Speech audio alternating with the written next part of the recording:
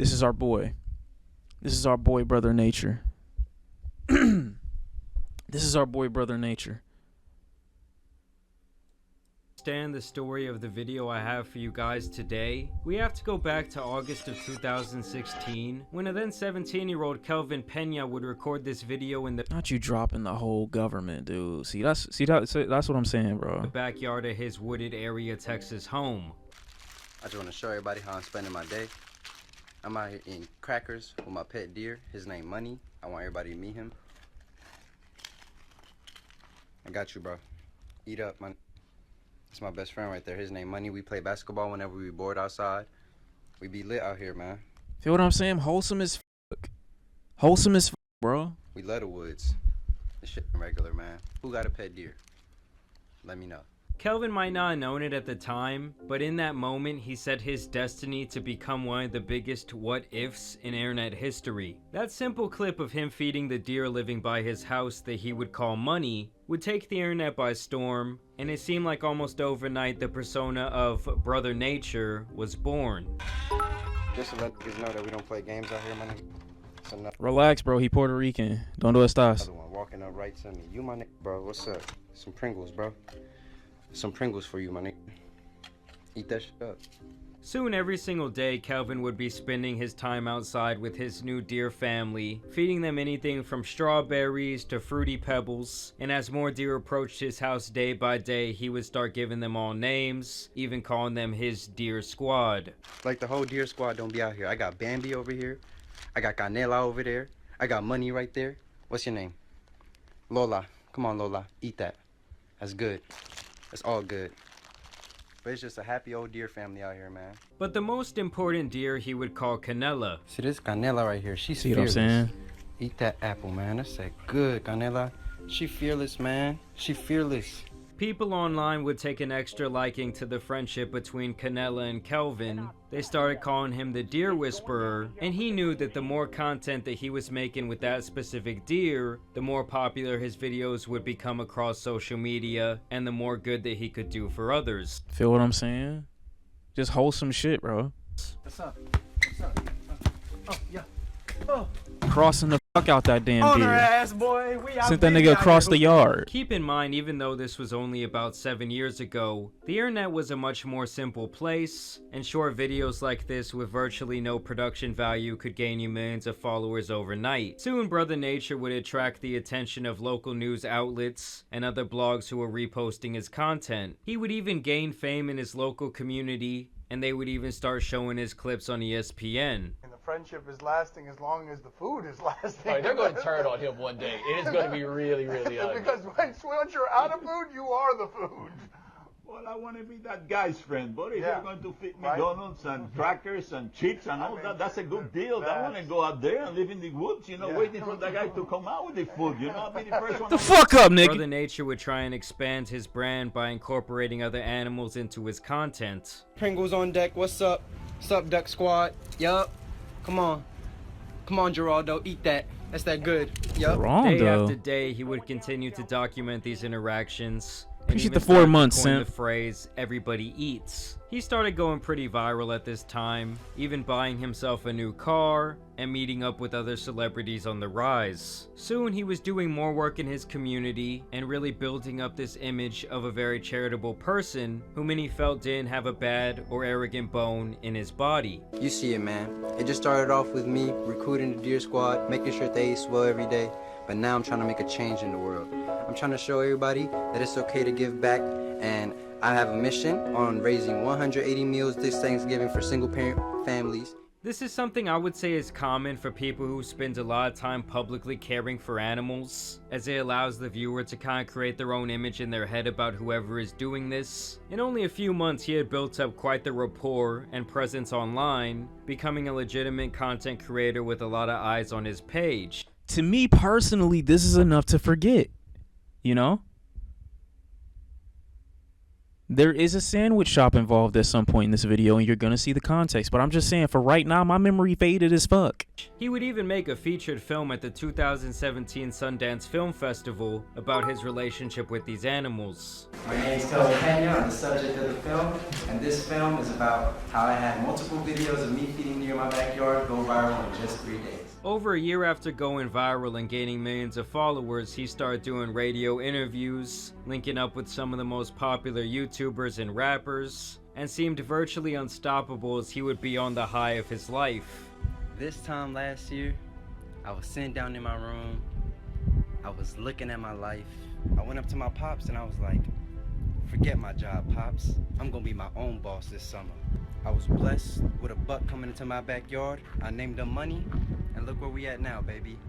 That sound real cool. If I'd have told my mom that, she'd have slapped the shit out of me, but I got you, gang. I'm following my dreams. And while the deers never turned on him like that ESPN anchor said, Like no other plan at all, just I'ma quit and that's it. Nah, I'm grits. I mean, the friendship is lasting as long as the food is lasting. Right, they're going to turn on him one day. It is going to be really, really ugly. Because what? that statement right there would be quite prophetic. Once the food runs out, you are the food. And in Kelvin's case, it would really be like once the gimmick ran out and he would show the world his true colors, he would get eaten alive by a whole nother beast, the court of public opinion, as the digital footprint that he would leave behind would be destined to end his career. And he is not the only one who should be worried about the digital footprint that we all leave behind on a daily basis. Anyone on the internet can find private information like Oh my god, this fucking ad, he got me.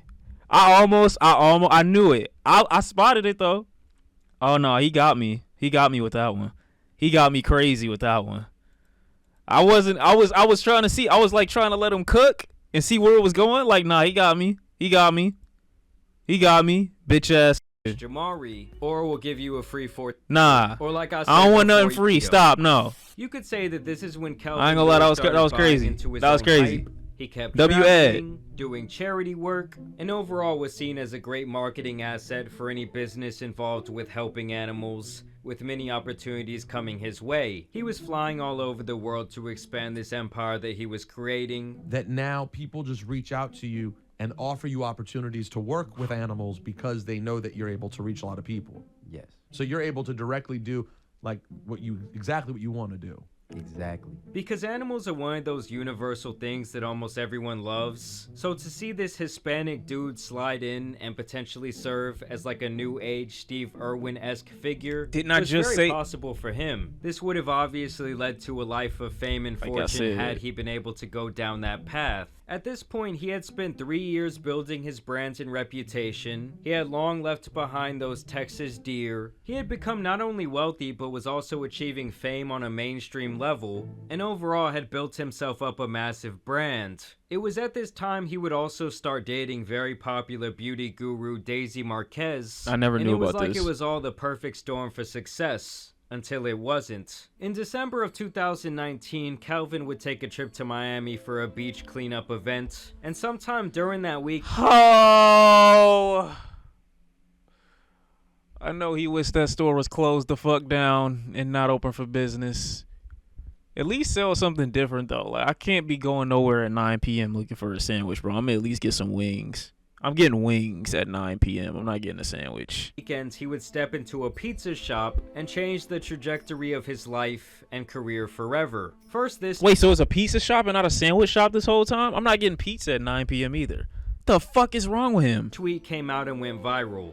I just beat the dog shit out of Brother Nature in Los Sandwich Eddie, including a video of this random guy Brother beating the Nature brakes ain't off of forget. Brother Nature in the street.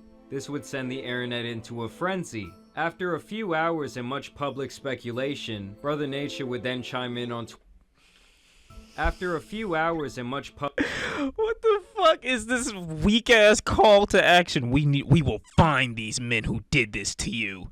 Get your bitch ass up, public nigga. speculation, Brother Nature would then chime in on Twitter to say, I know there's a video out of me getting jumped. Everyone in the pizza shop literally just watched, with their phones out, and did nothing. Oh well, essentially painting himself as the victim in this whole situation. And so for a while, people sympathized with their animal-loving hero. This is correct. This is true. I remember when it first came out. And I was like, oh damn, that's fucked up. Still didn't say shit about it though, because I'm like, oh shit. Why the fuck, you know what I'm saying? I'm thinking in the back of my mind, what did he do to make them niggas that mad? But after this Keemstar I knew it was something. I didn't think it was for no reason. You know what I mean? interview, the story would quickly change. We got to La Sandwicheria, we order. He's already calling, the guys from La Sandwicheria are already calling last call. He's insisting that they let him sit there and not on the bar, because I guess he felt too good to sit in the bar or something. Kept on arguing with the guy about it. The guy tells him, hey, can you do me a favor and leave? You're causing a disruption. So he comes up to me and he literally gets... This is Mr. Nature. This is Mr. Nature. No Canela. right in my face, like on the side of my face, because I'm sitting towards the bar, so he's to my right. Like, you're not giving me no type of 3 feet or 6 feet. This 2019. It's a little bit before COVID. He probably was the first nigga that had it, and he peeped over here, and he was like, yo, I don't want none of that, bro. Back up. He warned him once or twice, and then boom. He gets right in my face and goes, yo, give me your phone right now. I don't know what he did. He takes a picture of us, and he goes, oh, you two are dead men. Like, before any of this, he comes back, and he points at me. He goes, oh, come outside, pussy. I opened the door, and I asked him what he wanted. And they don't look like they're not even really approaching, bro, for real. This is making it look worse. Fuck. I want him to be redeemed, though. I want niggas to forget, because this is... They can't forget because he just brought it back up. Now they really not going to forget. Fuck. Regardless, they don't even look like they trying to do nothing crazy. They just like, yo, back the fuck up. We here to eat our sandwich and our pizzas at this weird-ass fucking time in a state that niggas are probably eating way better food, but we here. And we not bothering nobody. Get the fuck on. That's what they saying. And he said he wanted to fight me. He said, "Oh, I want a one-on-one with you." He goes. He puts his setup. We fought. I go inside to continue eating my sandwich. While I'm getting the video, I hear that he comes in running through the door and hits my cousin. That was fairly close. So when he does that, I grab him. I grab him by the thing. Then he tries to hit me. He goes to the floor, and I kicked him 2 times. So according to this guy, not only did Kelvin instigate the physical altercation himself, he also acted like a spoiled brat and demanded to eat at this restaurant that was already closing, thinking that he was someone special. Above all of that, the video of him calling these guys a dead man surfaced online. And I do remember that. Oh, Jesus. I ain't gonna lie, this nigga's stance is crazy. This don't give me the it's not an intimidating stance. So you got to be drunk to really get beat up by this nigga. So I did give him a pass originally because I'm like, yo, nigga was faded. He was faded. So I'm really like, to lose in this position, this is really NPC ass stance. So it's kind of hard for me to like, my frame not really getting shook off this, to be honest. It's just not. The nigga in the back making a sandwich is like, bro, you sure about this? Like, can you take him or not? Because I could take him, but I don't think you could take him in the current state that you in. Watch what he about to say. Dead man, dead man. He called him dead man and then walked outside, also instigating them both to come outside. When a nigga tell you dead man and tell you to come outside after and he's outside, he waiting on you. Most niggas are gonna go outside with the shit on them. You're not about to call me a dead man and then walk outside and basically tell me, wait, or even worse, you could have said, watch this, and who's to say what he said? But calling me a dead man and then walking outside, basically waiting on me, nigga, you lucky you still alive. I heard a lot of niggas being uttered, and nary a nigga was seen as well. I just want to point that out. You see, Kelvin was intoxicated. Looking back, he describes this trip as if he had been drinking every day that he was in Miami and hanging out with a bunch of various women. Partying and stuff like that. So like the whole week I was pretty lit that night specifically. And I would kind of just go with wherever it was convenient for me to just like kind of move on the up and up, which is up, you know what I'm saying?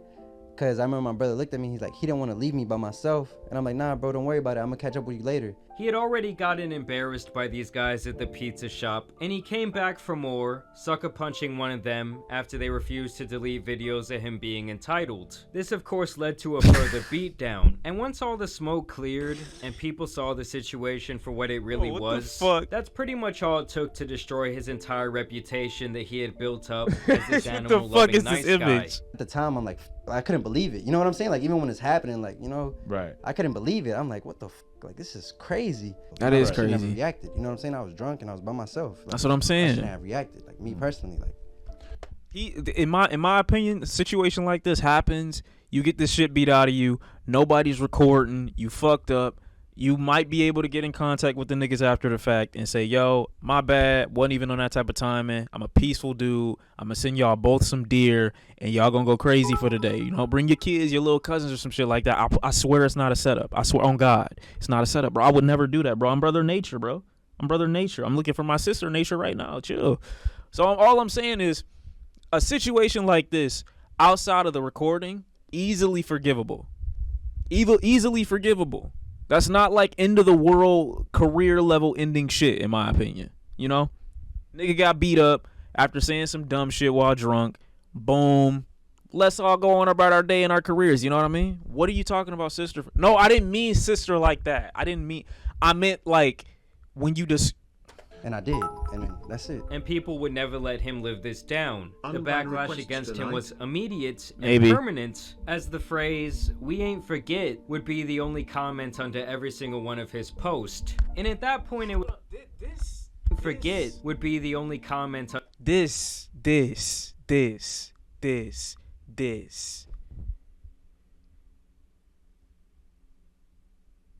It literally eats me up inside.